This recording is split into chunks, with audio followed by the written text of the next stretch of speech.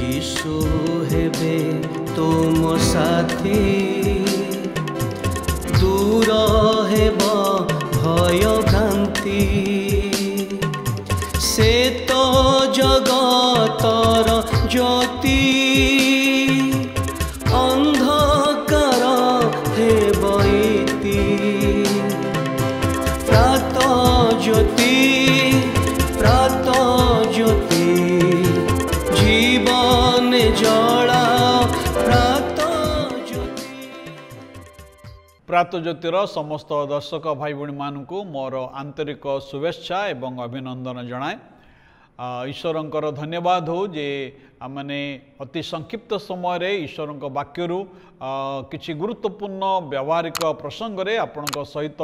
आलोचना करने आम इच्छा करिथाउ। आपण मानक मध्य धन्यवाद जनाए जे नियमित भाव में आपण मैंने आम मानकर कार्यक्रम को देखुंती।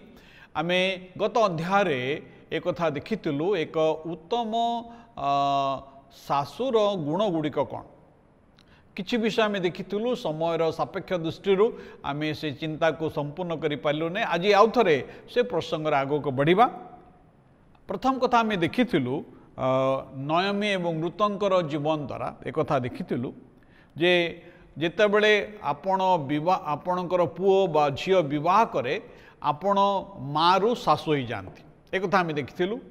अर्थात से समय आपणकर भूमिका बदली जाए आपण परिवर्तन हो जाता किंतु अनेक समय केतेक माँ माने से माने ए प्रकार थ्रेट बा धमक को अनुभव करती जे पर घर गोटे झील चली आसला मोर दायित्व मोर अधिकार को से छड़े नहीं जीवो अनेक समय प्रकार से अनुभव करिथांती। किंतु सत्यता होचे जे आपणकर परिवार बुद्धि पाई आपण को रिप्लेस करा जाय नहीं किंतु आपणकर परिवार बुद्धि पाई ना एबे आपण नियंत्रण करिबा ठारू निजको मुक्त करंतु। निरंतर पुओ बहुर क्षेत्र रे आपण हस्तक्षेप करंतु नहीं। आपण आगुर नियंत्रण करुथिले किंतु एबे आपण से नियंत्रण करिबा ठारू निजको दूर रखंतु एवं ईश्वर ठारे भरोसा रखंतु जे आपणकर पुओ बहुर विवाह को तांकर परिवार को ईश्वर गठन करंतु। अजथारे आपण यदि हस्तक्षेप करेंगे से स्वामी स्त्री जीवन कौन हम तांक भितर अशांति हेब तिक्तता वृद्धि पाइब एवं एपरिकी कौन से ना कौन से क्षेत्र ए प्रकार देखा जाइछि विवाह विच्छिन्न मध्य हो पारे विवाह विच्छिन्न मध्य हो पारे। एबे बो आनिबा परे पुओर सबु कार्य आपण मुंड पुरांतु नहीं। अनेक आमर भारतीय माँ मैंने विशेषकर ओडिशार माँ मैंने आने पुओर प्रति कथार से मुंड पुरई था ना। एबे विवाह परे घर को बो आसवा परे आपण तार पुओर स्त्री को से दायित्व दे दिंतु। आपण कहतु माँ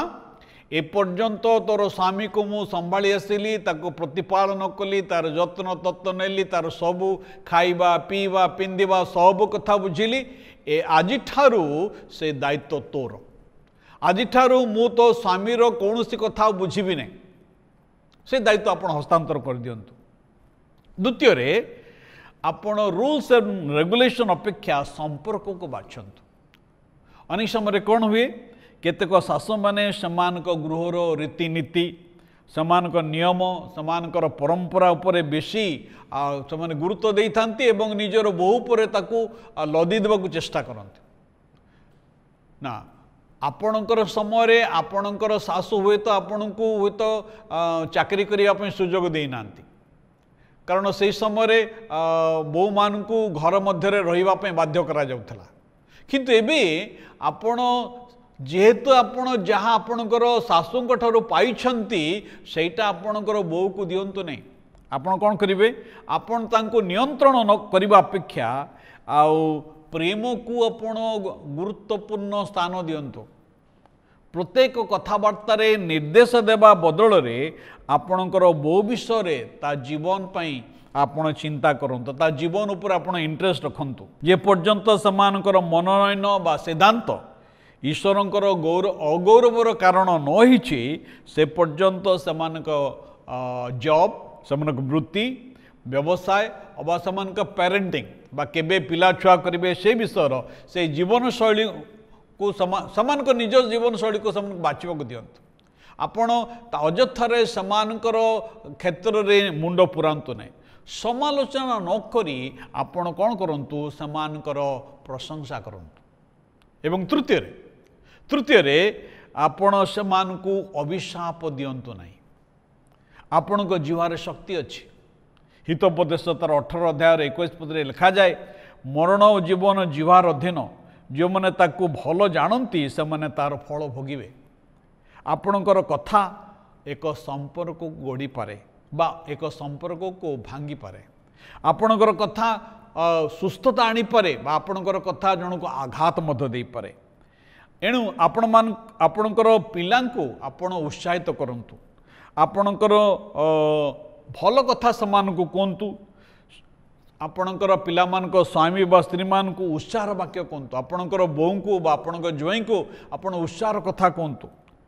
सेमान को बेसी कथा कहवा परिवर्ते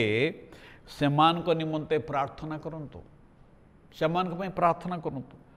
अन्य मान को सहित सेमान को विषय रे बचसा करंतु नहीं सेमान को विषय को नहीं करी आपणकर बोऊंकर विषय नहीं ज्वाईंकर विषय नहीं करी अन्य मान सहित बचसा करंतु नहीं अबा सेमान को अन्य मान को सहित तुलना करंतु नहीं ए तांकर ज्वाई से प्रकार तांकर बोऊ ए प्रकार तांको घरर बोऊ ए प्रकार सुंदर तांकर घरर बोऊ ए प्रकार भल रांधी परे ए प्रकार टैलेंटेड ए प्रकार बचसा करंतु नहीं चतुर्थरे एक आनंदमयी शाशु होगापी हेले चतुर्थरे आपण शांति कारक हूँ आपण पीस मेकर हूँ घरे अशांति नक आपण शांति कारक हूँ पुओ बोर वैवाहिक जितेबाला सामान मध्य कौन से असहमति आसे डिसएग्रीमेंट आसे आ से समय आपण कार पक्ष नहीं छिड़ा हूँ नहीं पुओर पक्ष नहीं छिड़ा हूँ नहीं कि आ बोर पक्ष नहीं छिड़ा हूँ नहीं बरंच सेमान समस्यार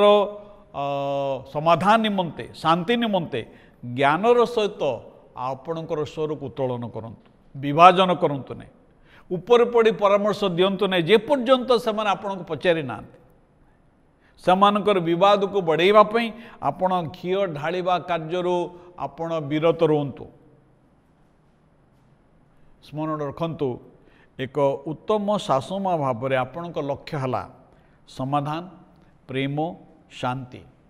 घरे टेंशन नुहे एवं व्यक्तिगत भाव एवं आध्यात्मिक भाव में आपण वृद्धि पातु एक आनंदमय शाशु एक सफल शाशु अटंती एक सुखी शाशु से कौन करे ना से पुओ बोर कार्य विशेष मनोयोगी न हो मुंड न पुरई से प्रभुंकर सबारे मांडलिक सबारे से मनोयोगी ही थाए तेबे आपण समान को आशीर्वाद करंतु परिवार रे प्रेम सम्मान नम्रता को आपण गुरुत्व दिंतु तेबे जाई आपण एक आनंदमय शाशु हो पारिबे। प्रभु आम को साहाय्य करंतु जो परिवार आम को देइछंती जो पिला मान को आम को देइछंती जो दायित्व आम को देइछंती से समस्त दायित्व को जी मैंने सुचार भाव में संपादन करा ईश्वर ऊर्ध्वर आम को अनुग्रह प्रदान करंतु। आसंतु पदे प्रार्थना करवा। प्रभु तुमर पवित्र वाक्य निमंते तुमको धन्यवाद दौछु एक आनंदमय उत्तम शाशु होगापी तुम वाक्य जो समस्त प्रिंसिपल तुम आमको देच ता पालन करने साहाय्य कर आम परिवार गुड़िक को तुम आशीर्वाद कर ये प्रार्थना यीशु नाम उत्सर्ग करुछु आमेन। समस्त नमस्कार। ईश्वर आम प्रत्येक को आशीर्वाद करंतु।